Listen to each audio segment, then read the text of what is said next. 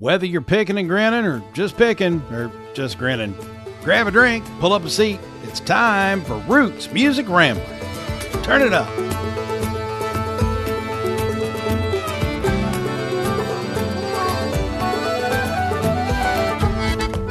All right, so I understand we're recording this for the folks out there watching and listening. We're recording this the week after the 4th of July weekend, which is a big weekend in Chicago. And I know that you and your better half or worse half, however you want to look at it, spent the weekend at our favorite little place up there, Fitzgerald's. Tell us about the American Music Festival. Yes. I put on Facebook that it's the most wonderful time of the year. And it is. It's a 4-day festival that I look forward to every single year. And even if I don't know half of the bands and artists who are playing, I always find someone new to like, So that was just this past weekend, July 2nd through the 5th, right? 2nd, 3rd, 4th, 5th. Yes. And my better half, as you said, was there most of the time with me, but I shared the second pass with one day with my sister and then one day with my friend Michelle. So, but it was fantastic as usual. It really is my favorite festival. It's so intimate, and you've been to Fitzgerald, so you kind of have an idea of what the campus looks like. But it's intimate, and just looking at it like from the street, you would never think that there's enough space there for 3 different bands or acts to be playing at the same time, and at the same time accommodating like 1,000 people. So, but yeah, that's exactly what happens. And the music is fantastic, of course, but what I love most about it, and I put this in an Instagram post too, is that just the community that has developed because of Fitzgerald's and the festival over the last several decades. The current owners of Fitzgerald's are not the original owners. So they inherited the place that had this reputation, and they've done nothing but improve upon it. So the community is even stronger. I feel totally comfortable going to Fitzgerald's by myself at any time, even during the festival, just by myself. And because I know I'm going to see somebody that I know, at least one other person. So to me, that's huge, because it's not every day that somebody is able to go with me to a show. So the community is what keeps bringing me back. And of course, the music. And this year, one of the highlights for me was American Aquarium. BJ is just, I love his energy. And I was telling Tom and Michelle too, I'm like, I love it when he really gets into it and he gets those crazy eyes. And if you've seen American Aquarium live, you know exactly what I'm talking about. So he just brings this energy that is, it is off the charts. And I love, love, love that no matter what, every time I have seen BJ either solo or with the band, he stays at the merch table after the show to talk to whoever wants to come and say hi. And he did it again this time. And to me, that is, you just can't beat that, Yeah. So American Aquarium was awesome. The Aaron Kelly band, who I'll talk about probably at some point, maybe not this episode, but another episode, if you know what I mean. Okay. So his band was outstanding. They were so much fun to see. And then CJ Chenier, Zydeco band from Louisiana. Just it was outstanding. By Sunday night, the last day of the festival, I could barely stand anymore. My back hurt so bad. Yep. So, it was a good time. 4 days of music and standing and beer and margaritas and barbecue and, 500 of my best friends. There you go. Yeah. And it's friends of the show. Nathan Graham and Sarah Jean Stevens played, not together, separately, but they played as well. So yeah, good time had by all. Excellent. Well, while you were on one of the nights that you were doing that, Katie and I were out baking in the sun. Friday night, I believe it was, we went to Frankfort, Kentucky. They had a little music festival to celebrate America's 250th. And the 3 acts that we saw were Hancock and Schaus, who I've talked a lot about on the show, friends of the show, the local Honeys. and Cole Chaney was the headliner that night. And I was able to go back and chat with each one of them a little bit just to say hello and whatnot. And actually, it's kind of funny. I took Katie back to meet, to meet Ella Webster's dad, Mickey, who I went to school with. And because Ella, of course, is the fiddle player for Cole Chaney. And we happened to be standing there, and Cole was doing some pictures with some fans or friends or whatever. And I said, well, hang out here, Katie, and I'll introduce you to Cole. And of course, Katie's eyes get real big. She's like, oh my God, I'm meeting Cole Chaney. This is so cool. And someone asked Cole a question, like if he wanted beers for his band or something. And he turned, and I just happened to be the person standing closest to him. I thought he probably thought I was a band member, and he was just going to say, hey, did the guys want beer? And he looked right at me and went, oh, hey, Jason, how's it going? And you should have seen the look on Katie's face. She's like, oh my God, Cole Chaney knows my dad. So that was kind of neat to see. You probably won all kinds of cool dad points with that one. Well, I've been winning a lot of cool dad points with her lately. We've spent a lot of time together at Cowan Creek, and certainly going to shows. And then actually tonight, the night we're recording this, I'll fill everybody in on a little secret plan that Frank and I have been dreaming up here. I'm bringing Grant and Katie to Chicago in a couple of weeks from when we're recording this to see Rush. And that's just like one of those, I can't not do this. This is too cool. They're on tour again. Chicago was probably the closest place they were going to be. I went ahead and got a couple of tickets. We're obviously going to go up and hang out with Frank and Tom and whatnot. But Frank and I discovered a couple of months ago that the night before, Sunday night, the Rush show is on a Monday night. Sunday night, the night before, Lucy Dacus is playing at Millennium Park with the Chicago Philharmonic. So tonight at dinner, I surprised Katie to let her know that we're all going to go to see Lucy Dacus too. My goodness. And she lost her mind, of course. You didn't record it?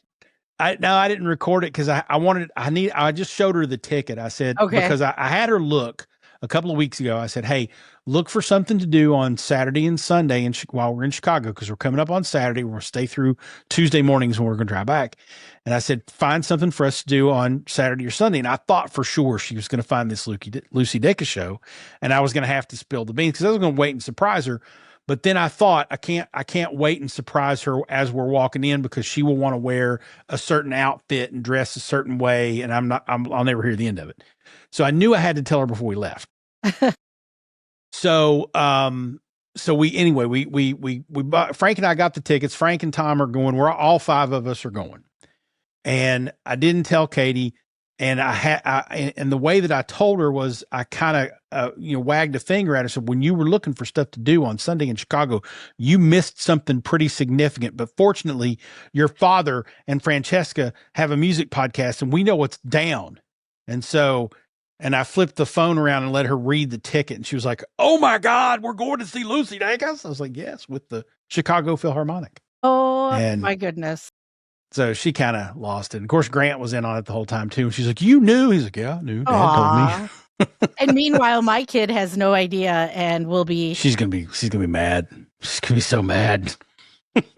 Kind of dreading her finding out. Yeah, we'll buy her a shirt or something. She'll be all right. Dios mío. I feel so bad. Yeah, well, she's got other plans with her dad, and that's okay too. That's important. So it's fine. I did check with her dad before committing or not committing to anything. So I did my due diligence. Well, it's, I think it's a summer vacation thing or something. And, she's got to be with her dad. That's fine. She'll get over it. Anyway, so yeah, we had a fun weekend watching music and surprising kids and all that good stuff. And so we'll certainly be reporting back on our weekend in Chicago. And I'm actually going to come up and help Frank here kind of redo some cameras and stuff in her studio, little office space there. So yes, much needed. And I think before that, Anthony and I are going to do some demo. Okay. Well, right. We'll have a big reveal afterward. Right. We'll have you, when you see things different on the podcast, it will be the first one that we recorded after July the 18th, because that's when I'm doing it.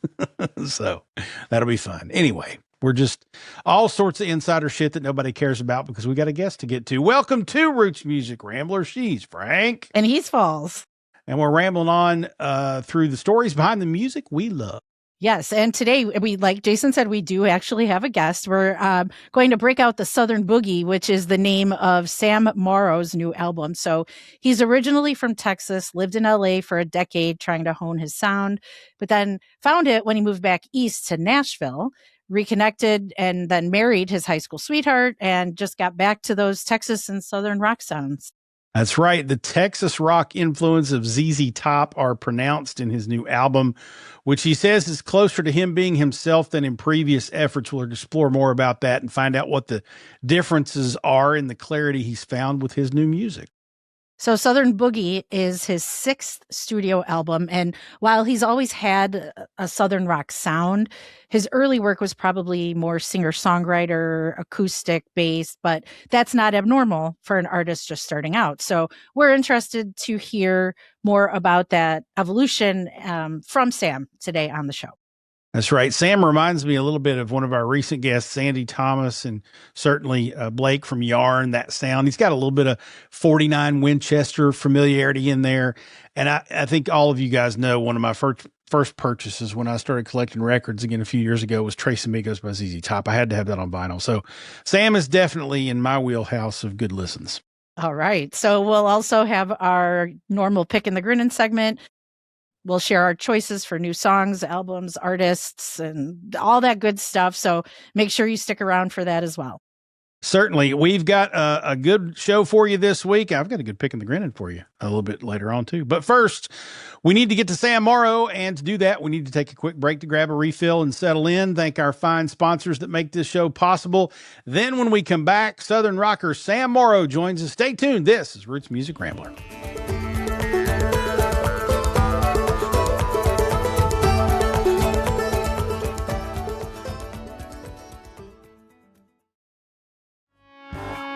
Dallas, Texas, New Orleans. Them women never sang in my key. York to Mississippi now, in between. Got love for them, but they don't love me. Bundled up with some. Welcome back to Roots Music Rambler. That there song is called South Texas Women, and it's off the brand new album from Sam Morrow. The album's called Southern Boogie. Sam is with us here on the program. Sam, how are you, man? I'm great. How are you guys? We're fantastic and super thrilled you're here. Me too. Let's start out with the South Texas Women song. I think it was inspired by your new bride, but it also, the song kind of seems to encapsulate your recent sort of shift in music and sound and location. Tell us a little bit about that story. Yeah. So me and my wife met in high school, actually. And then we didn't talk for about 15 years. And then we reconnected and now we're married. But yeah, and it's just kind of takes you through, I lived in California. I've been touring around the country for better part of 10 years or so. And I don't know, I just never met a woman like her, I never. And that, I wrote that song. I told her I wrote a song for you. And she said, "Oh, what's it called?" And I said, "South Texas Women." And she said, "Women?" And I was like, "No, it's just the same thing. It's a songwriting thing. It's a songwriting thing. That's all it is." Although I do love Houston women. My mom's in Houston too, so there's a few down there that I love. There you go. Nice. So Southern Boogie is your 6th album, right? So what is different about this album than the previous ones, sound-wise, musically? Yeah, I think this one is just rock and roll, Southern rock, more so than the rest of them. I kind of took took a journey to kind of get to where I am. I think I wanted to make a rock and roll record 10 years ago, but I was just kind of told like, rock isn't really the thing to do right now. It's not really in vogue, and so I made a country record, and that did well, but I just kind of I did it wasn't me as much as, I was just kind of trying to find. It was like I was just trying to go in a circle this whole time, and the circle kind of completed itself with this record, and I kind of got back to what I've been wanting to do, and I think at the same time rock and roll was kind of doing the same thing. It's kind of I think kind of making a bit of a comeback. Everyone and their mom's making a rock record now. Well, not quite, not their moms yet, but there's a lot of rock music, great rock music being made, especially in the southern rock, blues rock world. And it's kind of, I mean, it's not country, but it's having its heyday a little bit, and I think it's only going to grow. So Sure. I hope I can be a part of that. Well, I think you're firmly planted in the middle of it, and honestly, I think your first, I think your first album, maybe your first two, were almost a little bit more acoustic singer-songwritery, which Yeah. is expected when you're new and you don't have the resources to have a full band and all that kind of stuff. But it's been, I think, 12 years since your debut album. You got 6 records. And your answer to that previous question kind of reminded me. I tell people all the time that I spent the first half of my life running away from where I was from, and I've Yeah. spent the second half of my life running back. Mhm. Does that kind of resonate with you? Because it sounds like you grew up in Texas, you're in Houston, you go to New Yeah. York, you go to LA, you record all this other stuff and kind of follow a different path. But here you've come back, and now you're saying this sounds more like me. Yeah. Does that journey resonate with you? No, absolutely. I think it does. I mean, that's not to say that I haven't liked the places I've visited along the way. And when I say places, I mean more than just like Los Angeles as a place, but, making more like a country funk record, making some kind of funkier records, and doing some folky stuff. And, um, that's all kind of part, like, the last 3 albums that I made were kind of like part of a trilogy, I think. um and they were all just kind of albums about searching, and albums about like being on a journey.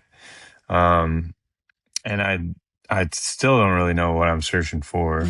um but I've always sort of been a searcher, for better or for worse. um is searcher a word? That sounds weird when It I is. say it. No, Yeah, that's yeah. a word. You got it. You're good. It sounded weird. Um, so yeah, I've always been kind of a searcher, and yeah, but I feel like I've kind of settled into where I'm supposed to be, not only like with this record, but just sort of in my life. And I moved to I moved to Nashville. I tried to move to Texas, back to Texas, but my wife, well, she would move back there too, but we had some other just outward stuff, that reasons that we had to be in Nashville. And but I love it here. I do wish I was closer to my family. That's why I wanted to be back in Houston. But Nashville's like the place to be, especially if you tour as much as I do, because it's just so central and so easy to get to Louisville or Chicago or Florida, whatever. It's just kind of right in the middle of all that stuff. So Definitely. yeah, I kind of forgot what the question was, but I hope I answered it. All good. I'd say you hit all the points. Yeah, for sure. Okay, cool. I tend to ramble, so might be my podcast. Yeah, this is Roots Music Rambler is the name of it. So we're all good, man. Ramble on. All right. So you said that you're currently based in Nashville, and that part of that decision was, your wife factored into that, right? So Yeah. and then we talked about the South Texas women. So has reconnecting with your wife and being married and, all that good stuff, has all of that had any other kind of impact on your music? Not really, just besides writing wrote a couple songs about her. Which is But always nice. yeah, I think that I never really like people were always like, you should move to Nashville, you should move to Nashville. And I don't know, I've kind of always had this like rock and roll attitude where if you tell me to do something, I don't want to do it just because you told me to do it. It's kind of probably a character flaw, but I don't like being told what to do. Um, and so I just ended up here, and I mean, everybody was right. I should have moved here, but I just had to do it kind of as much on my own terms as I could. Um, and yeah, like I said, I love it. And, being here, um, with my wife and, kids and whatnot it's a good place for that too. Sure. And it's just a good city. I just a lot of good. I came from Los Angeles. I lived in Los Angeles for like 12 years, and I was a little worried moving here about the food because in Los Angeles you're a little spoiled. You got Sure. like everything. Like I love Asian food, and they got everything out there. But I've not been disappointed. There's so much good food here, and I don't drink anymore, so food is like the only thing I think about. Yeah. Um, Nice. I think we can relate. Yeah. We're right there with you. Goodness. Well, we need to hear some more of this new record and give people a little bit more flavor of what they can expect when they get out there and get this Southern Boogie in them. We're going to take a quick break. When we come back, we'll talk a little bit more with Sam about how music all started with him. But right now, we're going to go out with a little cruise, and this is also from Southern Boogie. Stick around. This is Roots Music Rambler.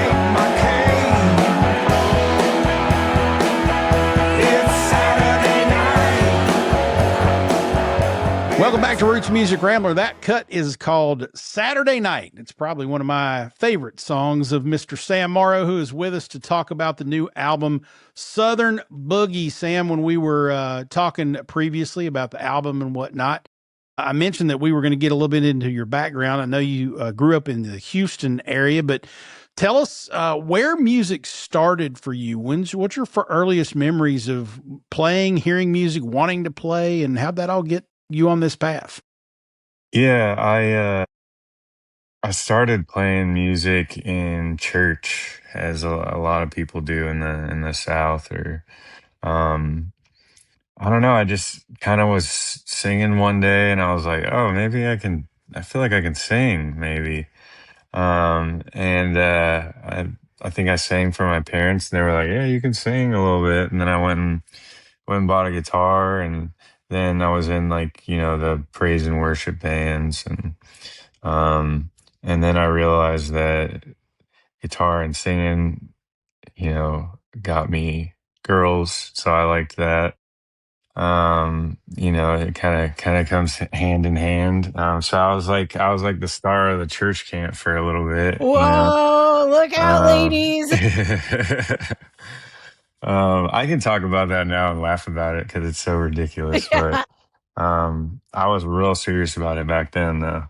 Um, and no, so I kind of started playing music in churches, and a lot of like the band in church is just older dudes that are like retired musicians, basically.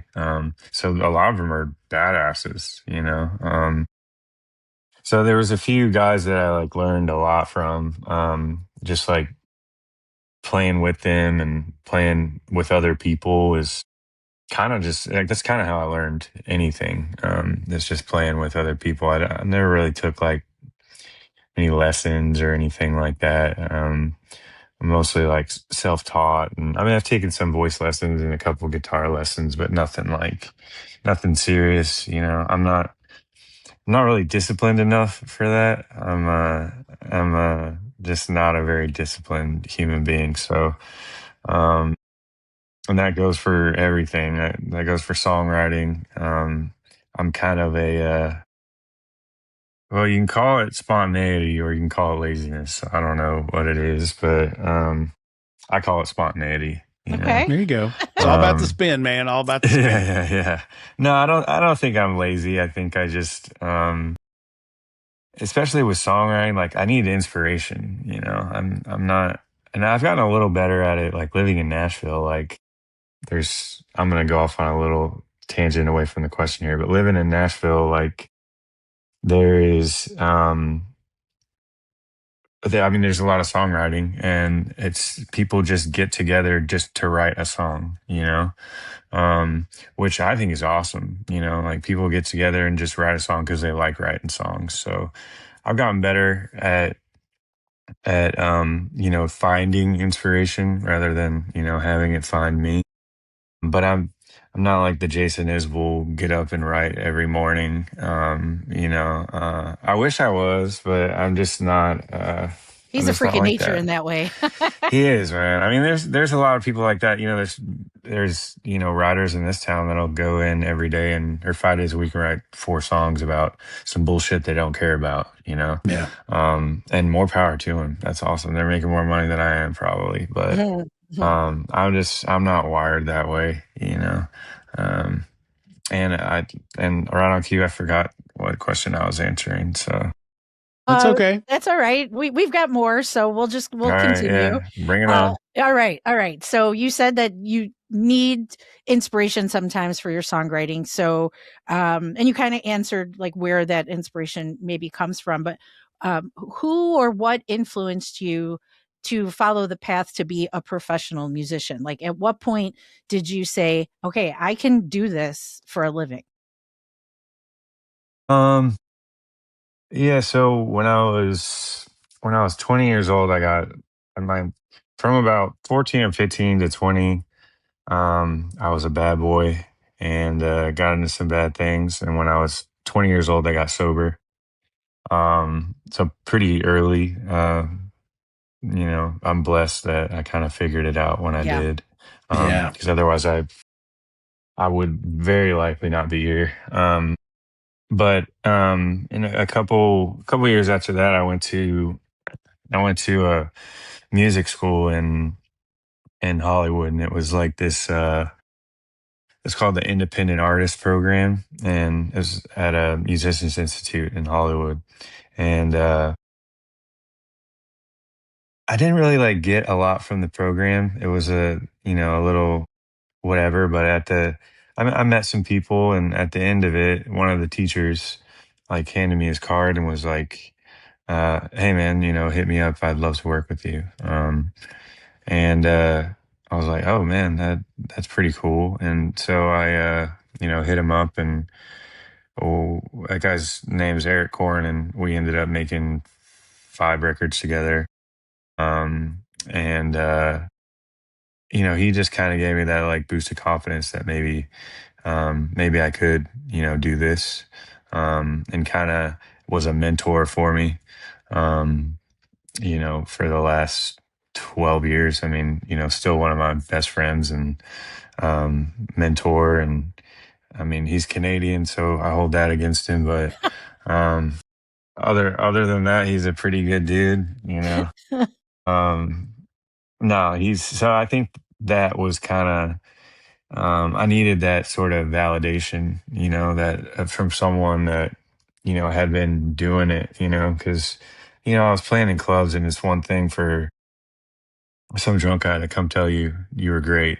Right. And it's another thing for, someone that records music for a living to be like, hey, why don't we grow this? And, and why don't you let me help you and stuff like that. So that was kind of, I guess, the moment, Oh, Yeah. nice. it was bigger than a moment, I guess, but, yeah. Very cool. So you obviously you did 5 records with him. This is your 6th album, so I'm assuming he did Yeah. not work on this last project. And No. you moved to Nashville, so you moved away from him in LA. Was Yeah. that a difficult transition to make to do something without him? I think I was ready for it. It wasn't difficult necessarily, but, um, I heard there's a famous producer named Jimmy Iovine.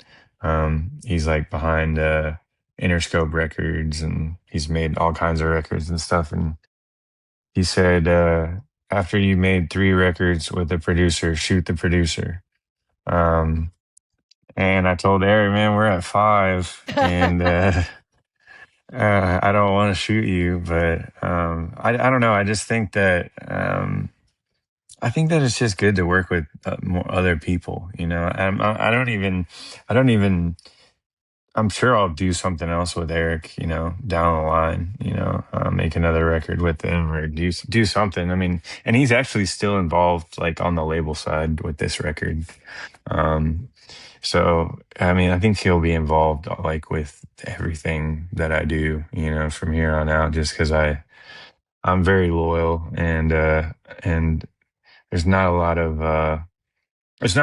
loyalty in this business. I Fair. see it all the time, or people leaving their people leaving people that have done good by them, and are doing well just because they think something is bigger Yeah. on the horizon or the grass is greener. Mm, And usually it's not, yeah.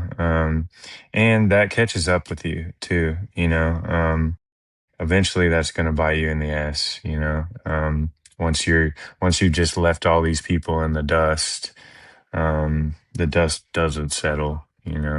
Yep. um so I really value loyalty, especially in this business. And I just, maybe my career would be better if I, fucked a couple people over. But I'm not gonna take that chance. Yeah, you can't sleep at night when you do that. Right, No, right. no. I just, yeah, I don't, yeah. And he seems like a very source of constant support. So But yeah, yeah, yeah, and yeah. I can imagine that that's invaluable.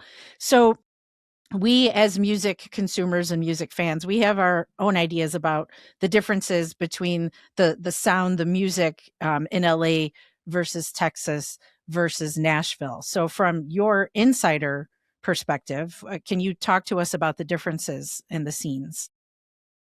Yeah, I mean, Los Angeles has like everything, obviously. I mean, it's maybe like more of a like pop town, if you really want to put it in a box. But I mean, there's millions of people there, so you can kind of find your crew. Um, there's something out there that it's still it's been going on for like over 20 years. It's called Grand Ole Echo in Los Angeles, and it's a summer concert series every Sunday at the Echo/Echoplex. And that's just like a whole community of like roots music people. And I sort of found that community, must have been like 10 years ago, I guess. And um, I'm really grateful for that in Los Angeles. And, Texas, I've toured a lot in, but, I don't. Texas is its own country. Yeah. It is. It's just its own country. It's got. I mean, you could. There's tons of musicians that just tour Texas and make a living, you Yeah. know? Yeah. It's big Um, enough. yeah, it's big enough, and there's enough like cities and enough venues, um, and Nashville. You know, there's kind of like two parts of Nashville. There's like the Broadway part of Nashville where you're playing on Broadway and making good money, or you can make good money down there. In my opinion, it can be a little soul sucking, but you know, you can Play do it and wagon make. wheel. Yeah, Play Come exactly. wagon wheel. on. Yeah, see that for me, that's just not what I want to do, and like no hate to anyone that does that. Like I'm just that's just not really what I want to do, and I'm not even really sure I could do it.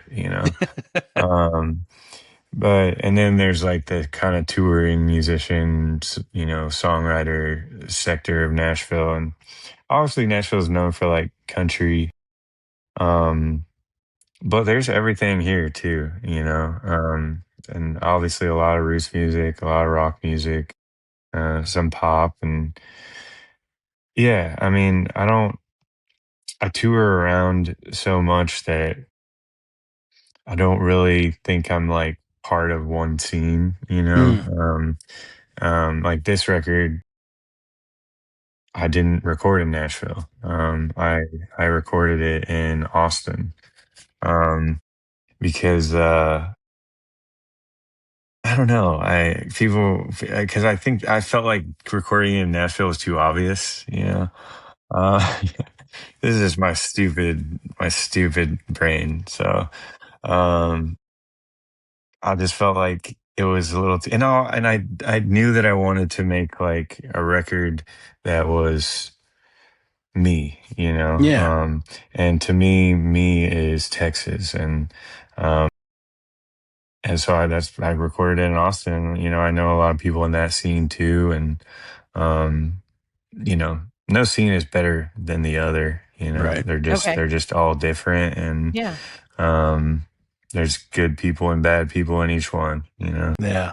Well, I think you followed your gut and your instincts, and it turned out pretty damn good because Southern Boogie is a damn good record, frankly. Thank you, And man. so good stuff.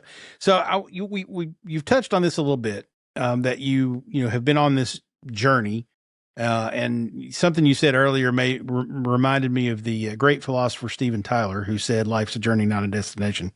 Um, but I'm curious if you take yourself back 12 years to when you were releasing your first album and what you thought your music career would be and your journey would be and where the path would take you, and then think about where you are now. How different are those two things, or are they? Um, Man, that's a good question. Um, like 12 years ago, specifically when I was making records, I just wanted to like tour the country with the guitar by myself. Like that was kind of the mindset that I was in. Um, but then once I, started playing with a band, I was like, wow, this is way more fun and less lonely. And and it's a little more expensive, but Yeah. I think it's worth it. Yeah, maybe I wish I was. There was like also a shift in my brain. Maybe like I don't know, maybe 8 years ago or something. Maybe after Concrete and Mud came out, where um I was like, I need to make money. I need to figure out how to make money, and that has really been evident for me like the past couple of years, because once you start having kids and stuff like that, you have other Yeah. people to think about. I can't just be some broke musician, Right. Yeah, those kids are expensive, barely man. paying rent. Yeah, and so is the wife too. you know um so yeah, I got other people depending on me, so I kind of had to shift from like, yes, I'm not gonna, jeopardize, my integrity in my music, but um, I gotta make money, and the only way that you make money is to get people to come to shows. So how do I get people to come to shows? And that was like a little bit of like a paradigm shift for me, where I was thinking like, oh, people will just come. If I just do what I'm doing, people will just come. But no, you got to think about it. You got to, put yourself in their seat, because if music was, if this business was, filled of music fans like me, there'd be no business. Yeah. I don't go to that many shows. I use Spotify. I buy records here and there, but I'm not as supportive as I should be.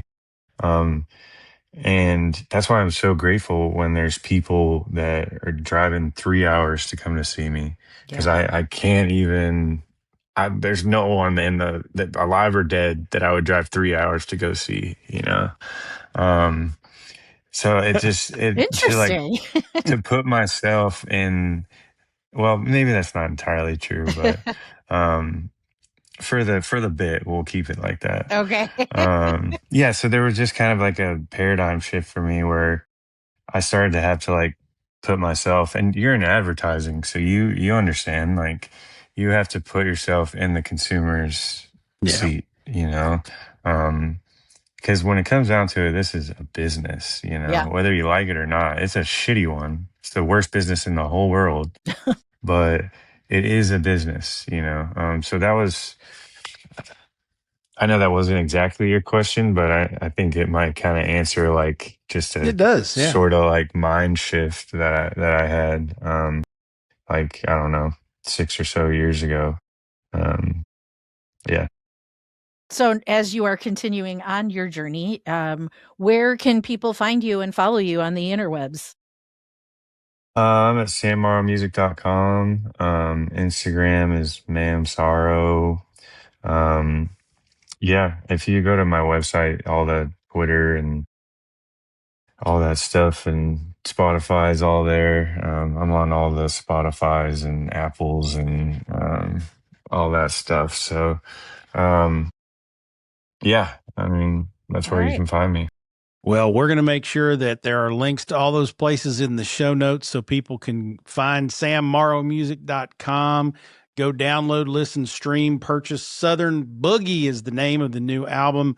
Sam, we really appreciate you taking the time to hang with us. Love the new album, and can't wait to see you live on the road somewhere.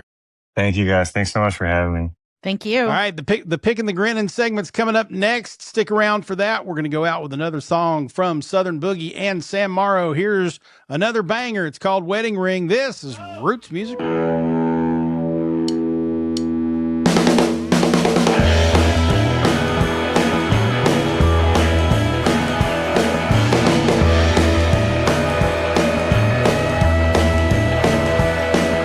Fall for nothing, she can crack a joke. Bright blue eyes make my engine slow. Looking for a flaw, can't find a thing. I'm gonna buy you a wedding ring so baby, please don't go. I said, oh.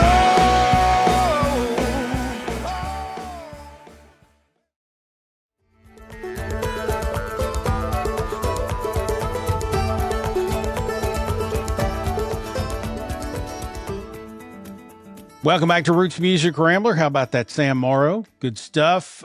Southern Boogie. Just the name of the album makes me want to go buy it. So there you have it.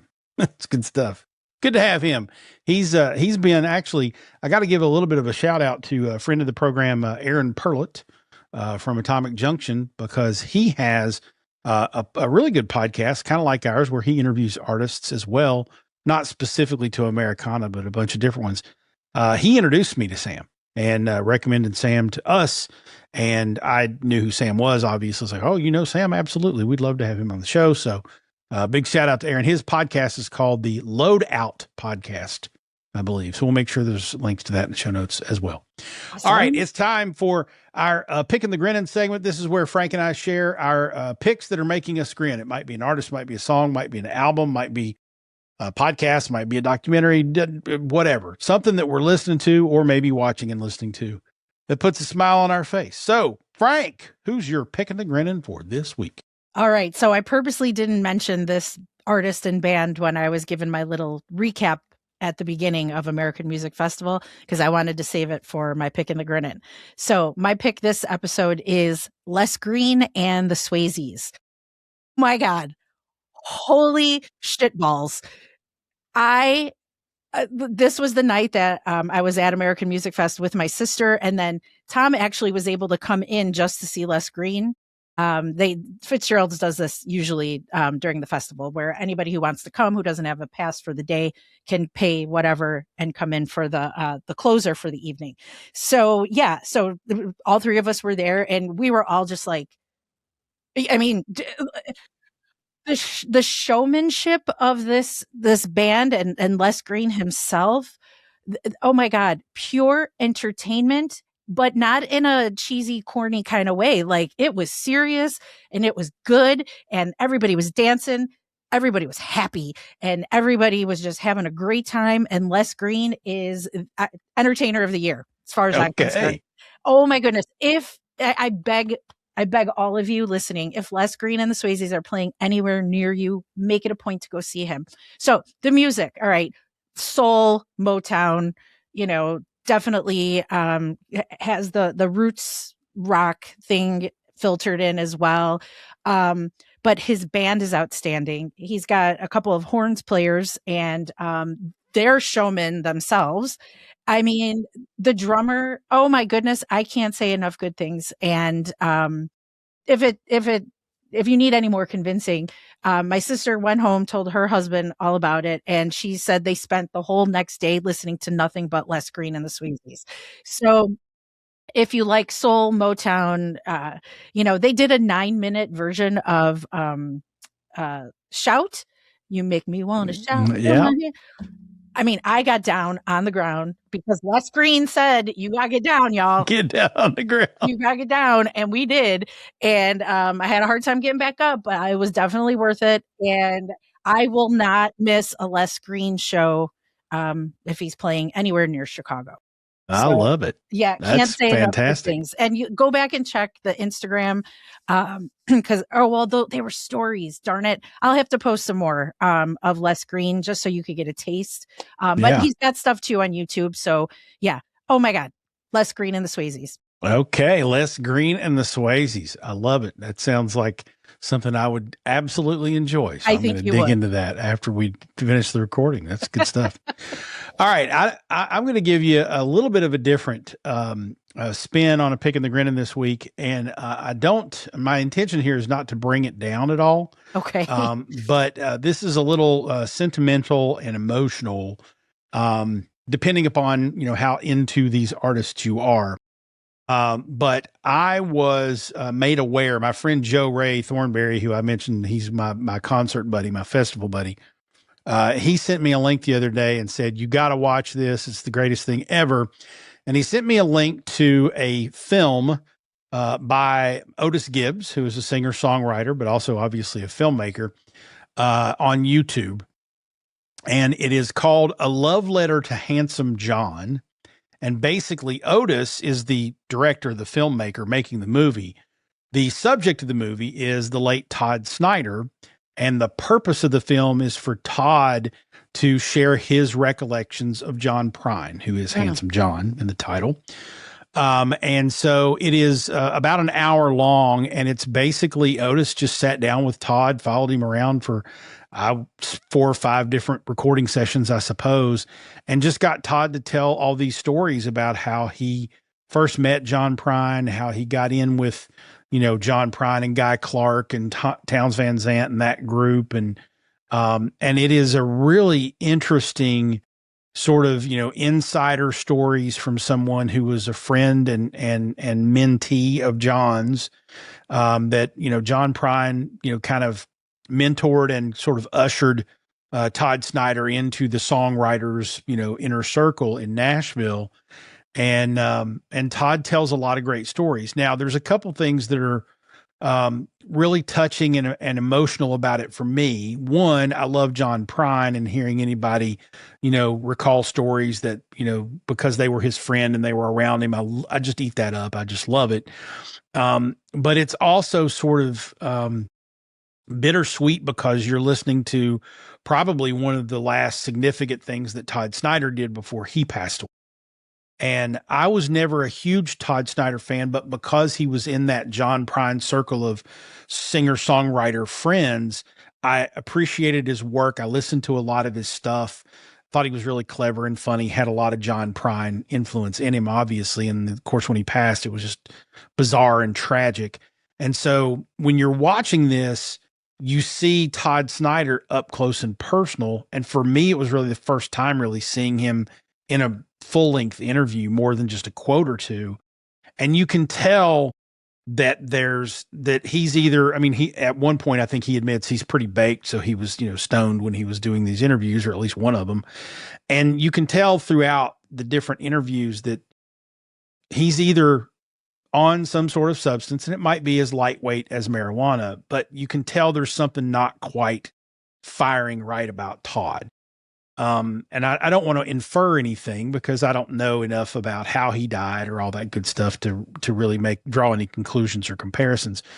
But it's just, I don't know. It's a little not disappointing. That's the wrong word. It's just sort of sad to see someone so vibrant and so talented, and at various points in time, such a dynamic personality, in a much understated state that you've ever seen him before. And you can tell that whether it's mental health or whether it's drugs, there's something there has deteriorated him a bit. Yeah. And then of course, knowing that, he passed away, I don't know, a little bit less than a year ago, I think. And this was probably one of the last things he did. It's kind of a bittersweet thing to watch. So there's a couple of different angles where this thing is emotional, but I'm about 75% of the way through it. And I just, I can't stop watching it. Like I've stopped because we had to record this. I stopped earlier today because I had a conference call with a client. Like I've been watching it in bits and pieces all day, and I just can't stop. It's very compelling. So hat tip to Otis Gibbs for doing this. And making something so beautiful and compelling that is a really great portrayal of Todd Snider. And one of the last things we'll see from him, but also to him and Todd for doing this, because it's sharing a lot of those experiences with John Prine that not a lot of us got to experience. I had the good fortune to see him live several times when he was alive, John Prine. And so to hear these like inside stories is really cool, to just be a fly on the wall and hear them from someone who was there. So a love letter to Handsome John. It's on YouTube. It's on Otis Gibbs' official YouTube channel. And I will make sure that there are links in the show notes to get to that. But I highly recommend, you got an hour to kill, or you really are interested in John Prine or Todd Snider or Otis Gibbs. Check it out. Or all of the above. Stuff. All of the above. Very good stuff. Awesome. So there, that's my Pickin the Grinnin, a little YouTube video for you. Cool. Good watch. Cool. Well, I think this was a pretty good little program we put together here this evening. Yeah, I think so too. Yeah. Okay, cool. All right. Now, good luck with Lucia and not having her kill you about the Lucy Dacus thing. Hopefully you get that out of her system before I come there. She'll be out of town when I come there, so it won't matter to me, but I don't want her to kill me. So please let her take it out on you first. Oh, okay. Great. Thanks, Jason. Roots Music Rambler is a production of Vols and Partners, copyright 2026. Our theme music is Sheepskin and Beeswax by Gentacorum. Join us online at rootsmusicrambler.com and make sure you mash that subscribe or follow button so you remember to join us for the next Hoe-Down and Throwdown. She's Frank. And he's Falls. And whatever you do, kids, ramble on.